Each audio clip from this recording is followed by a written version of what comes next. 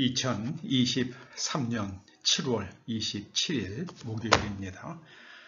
오늘 예수님의 친언 329번째 꼭지는 마태복음 20장 17절에서 19절까지의 말씀입니다.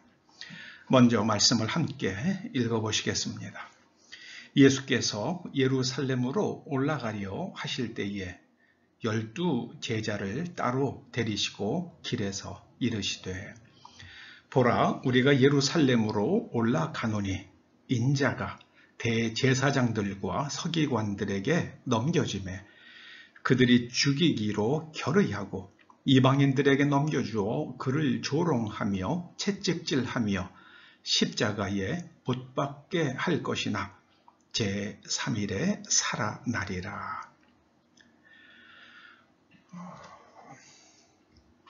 누가복음 9장에는 변화산에서 모세와 엘리야가 영광 중에 나타나서 전한 말씀이 기록되고 있습니다. 문득 두 사람이 예수와 함께 말하니 이는 모세와 엘리야라.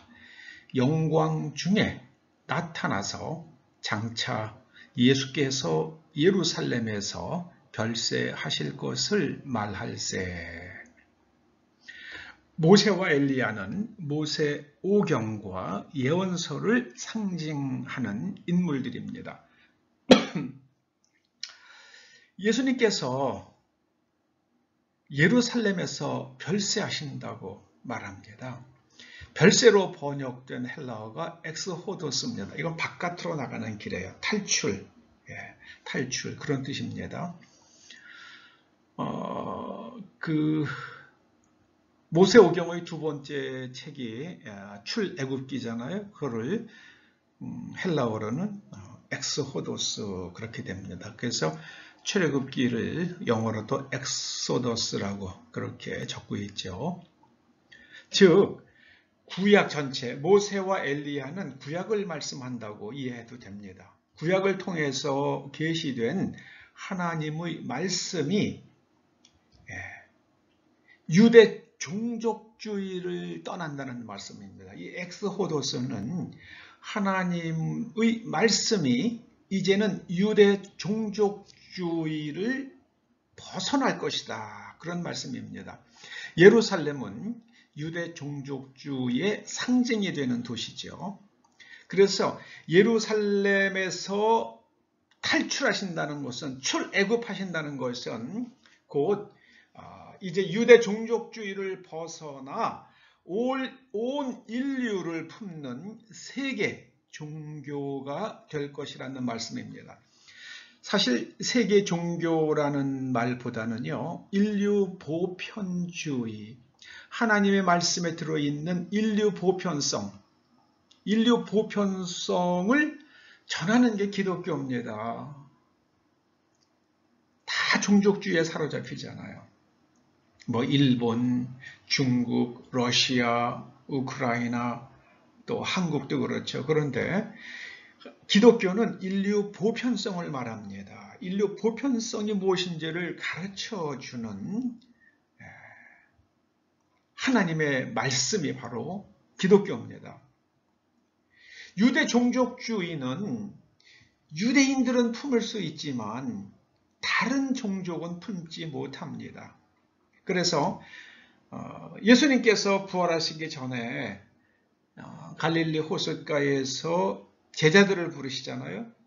그때 제자들이 그물을 가지고 고기를 잡는데 주님의 말씀을 따라 깊은 곳에 그물을 던져서 고기를 잡는데 고기가 엄청나게 잡히죠. 그런데 그때 그물이 찢어집니다. 여기 깊은 비밀이 있습니다. 마태복음 13장에서는 천국을 고기를 잡는 그물에 비유했습니다. 유대 종족주의, 곧 유대교라는 그물 가지고는 많은 인류를, 많은 종족을 품을 수가 없어요. 유대 종족주의 가지고는요. 그런데 예수님께서 부활하신 후에는 153마리의 고기를 잡는데 그물이 찢어지지 않습니다. 기독교는 온 인류를 품고도 찢어지지 않는 하나님의 그물입니다. 천국입니다. 기독교는 온 인류를 아우릅니다. 그럼 기독교에서 가르치는 가장 핵심 진리가 무엇인가? 의입니다. 의. 디카이오 시네를 번역한 의, righteousness예요. 의. 의는 다른 사람의 정당한 권리를 이해하고 인정하고 그걸 갖다가 적극적으로 지켜주는 걸 말합니다. 지금 우크라이나 전쟁이 그렇잖아요. 우크라이나 전쟁이요. 그게 러시아의 푸틴이 이제 개별적인 국가로 독립한 우크라이나 국민들의 주권적 결정을 인정하지 않잖아요. 의가 깨진 겁니다. 의가 깨진 거예요. 그래서 기독교의 핵심 가치는 의입니다. 의.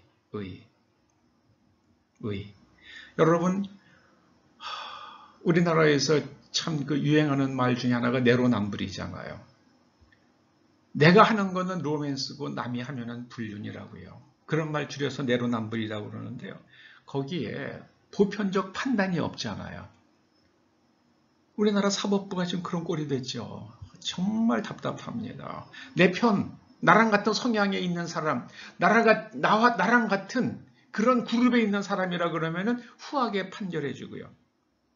나랑 성향이 다르면은 잣대가 팍, 줄어들어 가지고요. 아주 가혹하게 판결합니다.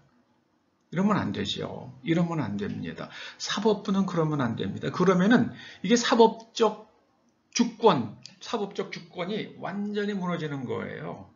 사법적 주권은요, 그 무슨 일본 기업에 대해서 막 그렇게 판결하는 그게 아니에요.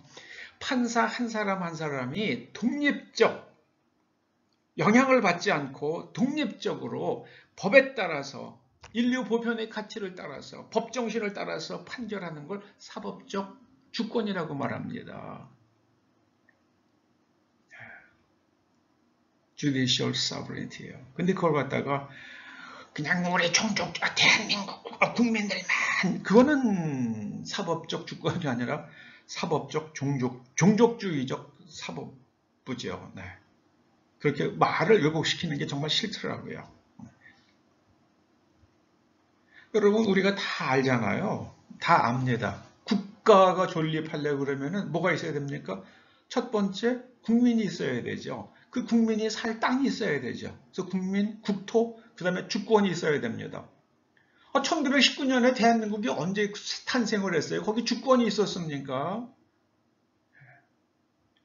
그렇게 말하면 안 되죠. 우리는 언제 주권이 생겼습니까? 1948년에 생겼어요. 헌법이 만들어지고요. 그 정도도 판단하지 못하는 사람이 대법관을 하니요.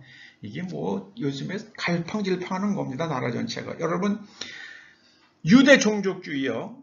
예루살렘은 유대 종족주의의 상징적 도시입니다. 그런데 그 유대 종족주의에 의해서 예수님께서 십자가에서 죽으신다는 것은요. 이제 그리고 부활하신다는 것은 유대 종족주의는 죽고 허물어지고 그리고 인류 보편성을 지향하는 기독교가 출발한다는 것을 의미합니다. 그게 엑스호도스예요. 예수님께서 제자들을 이끌고 엑스호도스 하십니다. 예루살렘, 유대 종족주의를 엑스호도스 하십니다. 그러니까 사도 베드로는 이방인의 복음을 전하라는 환상을 보잖아요. 사도 바울도 이방인에게 복음을 전하라는 환상을 보잖아요. 예루살렘에서 엑스호도스 하십니다. 예수님께서. 이게 마태복음 20장 17절에서 19절은요. 정말 우주적인 하나님의 섭리가 드러나는 정말 중요한 말씀입니다.